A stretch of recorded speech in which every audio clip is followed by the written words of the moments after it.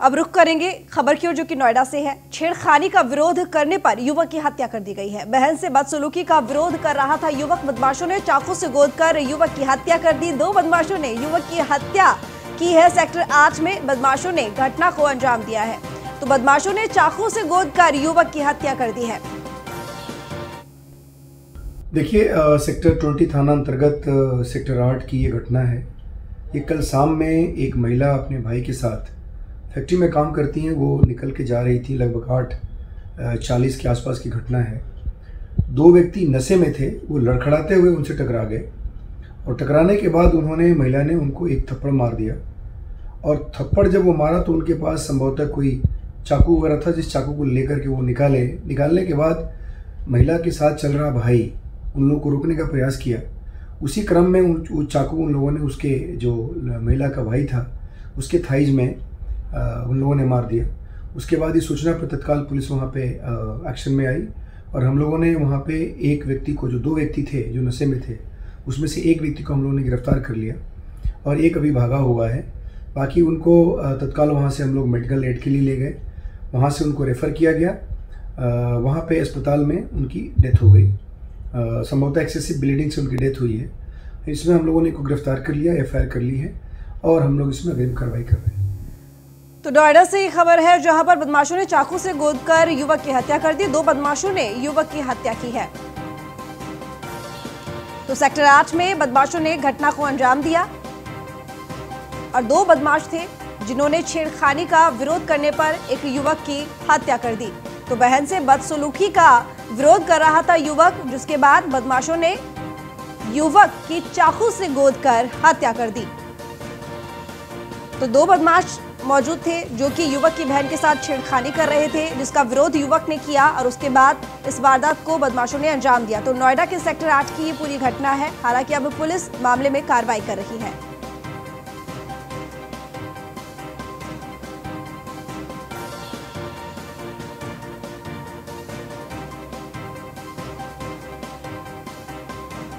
तो पुलिस और कानून का कोई खौफ बदमाशों में नहीं। न सिर्फ महिला को छेड़ा, बल्कि जब उसका विरोध किया महिला के भाई ने, तो उसकी भी चाकू से गोदकर हत्या कर दी गई। तो नोएडा के सेक्टर 8 की ये घटना है।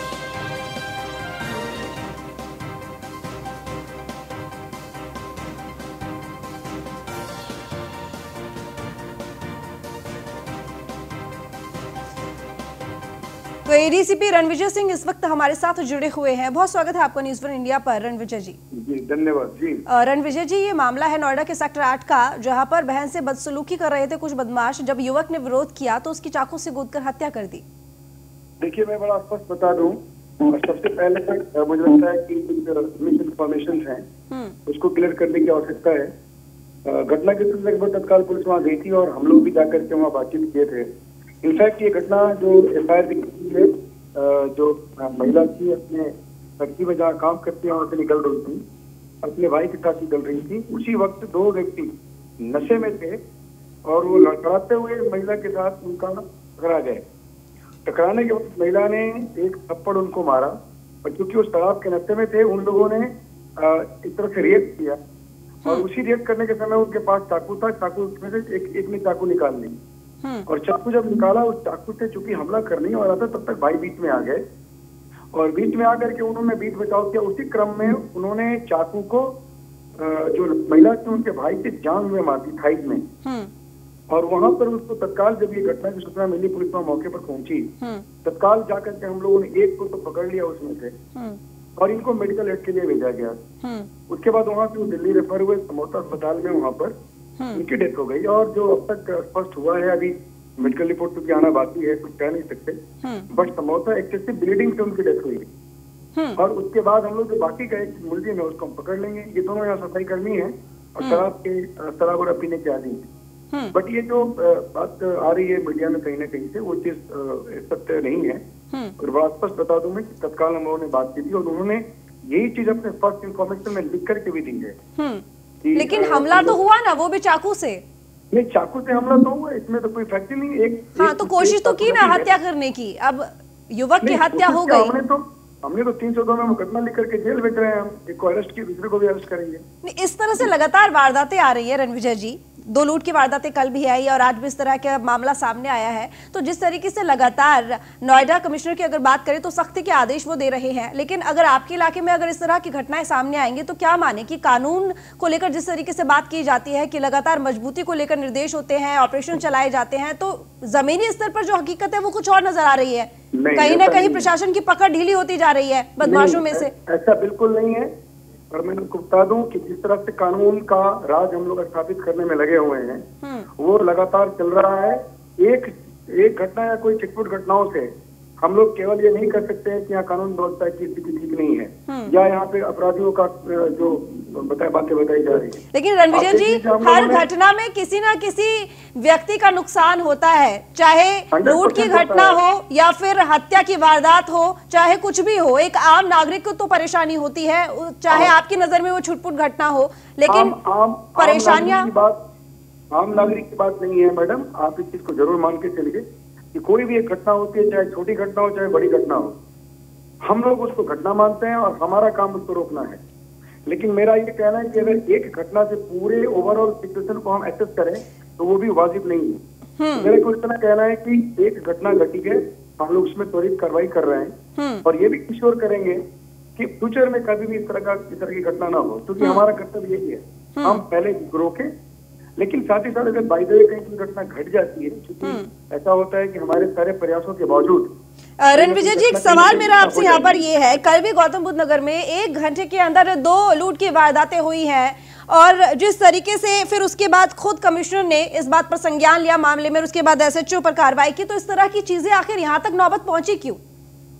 ये प्रक्रिया है और हमारे यहाँ यही देखा जाता है कि कहीं ना कहीं से कोई अगर कमी होती है तो उसके अनुसार प्रोसेस के तहत सारी कार्रवाई होती है। इसमें कोई ऐसी बात नहीं है। बट इसलिए मैं जरूर कहूंगा आपको कि जो चीजें हम लोग यहाँ देख रहे हैं उसके हिसाब से आपको परिवर्तन दिख रहा होगा। कमिश्नर सिस्टम के आने के बाद कमिश्नरी के जितने अधिकारी हैं सभी ओवर सेंसिटिव होकर ये इंश्योर करना चाहते हैं कि इसमें कहीं कोई वारदात नहीं हो, और अगर कोई वारदात हो जाती है तो बिना विदाउट लूजिंग टाइम उसको वर्कआउट करके दें। लेकिन अपराधियों में वो जो डर है, वो जो खौफ है, वो नजर नहीं आता रणविजय जी। है इसको देखने की आवश्यकता है। नहीं तो फिर किस तरह से दिखाई देगा रणविजय जी? वही तो मैं आपसे सवाल कर रही हूँ कि अगर 1 घंटे के अंदर 2 लूट की वारदातें हो जाए, इस तरीके से महिला के साथ छेड़खानी के बाद चाकू घोंप दिया जाए, तो फिर डर आखिर कहाँ है? वो मुझे तो दिख नहीं रहा, आप बता दीजिए। बातों को मैं पुनः आपकी बातों को सिरे से नकारता हूँ। मैं यहाँ छेड़खानी और कोई बदसलूकी की घटना हुई नहीं। यहाँ 1-2 शराबी थे जो नशे में थे, लड़खड़ा करके महिला से टक्कर हो गई उनकी, और टक्कर होने के बाद क्योंकि वो लोग इन्होंने, हालांकि ऑब्वियसली कोई आदमी किसी के साथ टक्कर होती है तो उसको रोकता है, तो उसको उन्होंने रोकने का प्रयास किया। उसके में उनसे थप्पड़ चली। उसके बाद वो चूंकि शराब के नशे में तो उनको पता ही नहीं था क्या कर रहे हैं। उसके बाद उन्होंने चाकू से हमला किया, 1-2 वहां जांग में लगी और उसकी ये घटना घटी है, उसकी मृत्यु हो गई। दुखद है, हम उस परिवार के साथ खड़े हैं। मतलब आप ये सोचिए ना कि वो अगर हाथ में चाकू लेकर घूम रहे हैं तो फिर किस तरह की मेंटेलिटी रही होगी? जाहिर सी बात है कि चाकू अगर पॉकेट में लेके कोई घूमेगा तो ऐसी घूमने के लिए तो कोई नहीं चला जाता। आपराधिक मेंटेलिटी है, अभी तो इसने ऐसा कार्य किया है और तभी तो उसके खिलाफ कार्रवाई कर रहे हैं हम। हाँ, तो फिर जाहिर सी बात है ना कि अपराधियों में डर नहीं है। जरा सी टक्कर हुई, जरा सी लड़ाई हुई, उसके बाद इस तरह से अगर कोई एक्शन कर ले लिया जाए तो क्या समझ में आता है कि डर, खौफ, अपने हाथों में कानून लेने का जो खौफ होता है वो अपराधियों में कहाँ है? वही तो सवाल मैं आपसे कर रही हूँ। वो जो डर होना चाहिए अपराधियों में वो क्यों नहीं है? इस कार्रवाई से जो हम कार्रवाई कर रहे हैं। अच्छा रणविजय जी, आप कह रहे हैं कि यही डर लोगों को डालना चाहते हैं और उसमें हम लोग बहुत हद तक सफल हैं। 22 अगर इस तरह की घटना हो जाती है हम पुनः ऐसा प्रयास करेंगे। यानी कि आप विश्वास दिलाते हैं नोएडा वासियों को कि यहाँ सब सेफ है, दोबारा इस तरह की घटनाएं नहीं होंगी? 100%। चलिए, बहुत शुक्रिया आपका न्यूज़ इंडिया के साथ जुड़ने के लिए रणविजय जी।